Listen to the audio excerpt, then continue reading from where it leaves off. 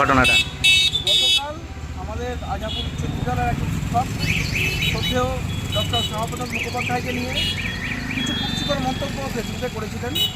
আমরা ফেসবুকে তার কিছু প্রতিবাদ করি এবং আজকে শুধু বিদ্যালয়ের ছাত্রছাত্রীরা নয়, অন্য প্রাক্তন ছাত্রছাত্রী ছাড়াও গ্রামবাসীরা অনেকে এই প্রতিবাদে সামিল হয়েছে।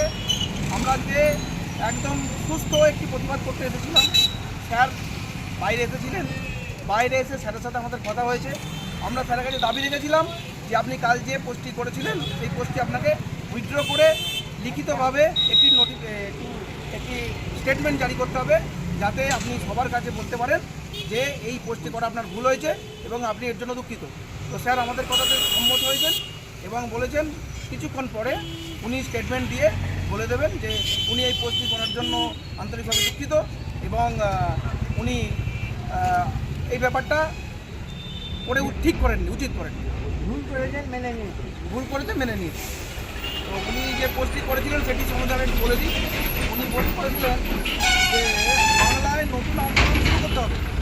বাংলায় নতুন আন্দোলন শুরু করতে হবে, নেতাজি সুভাষের সুউচ্চ মূর্তি তৈরি না করে ব্রিটিশ অনুরাগী শ্যামাপ্রসাদের মূর্তি নির্মাণ এই বাংলা মানবে না। তো ব্রিটিশ অনুরাগী শ্যামাপ্রসাদ এই কথাটাতে আমরা আমাদের ভাবাবেগে, আমাদের নিষ্ঠায় একটু আঘাত লেগেছে। তাই আমরা স্যারকে আন্তরিকভাবে শ্রদ্ধার সাথে স্যারকে প্রতিবাদ জানিয়েছি এবং স্যার আমাদের কথা সম্মত হয়েছে এবং উনি বলেছেন তিনি পোস্টটি উইথড্র করবেন এবং ক্ষমাও চেয়ে নেবেন। কাদের পক্ষ থেকে করা হলো এটা? এটা গ্রামের পক্ষ থেকে বলতে আমরা সবাই আজাপুর গ্রামের বাসিন্দা। পশ্চিমবঙ্গ নির্মাণে যার এত বড় ভূমিকা, তাকে পশ্চিমবঙ্গ দিবসের পরের দিন যদি এভাবে অপমান করা হয় তাহলে সেটা সবার অপমান, ওটা পশ্চিমবঙ্গবাসীর অবদান।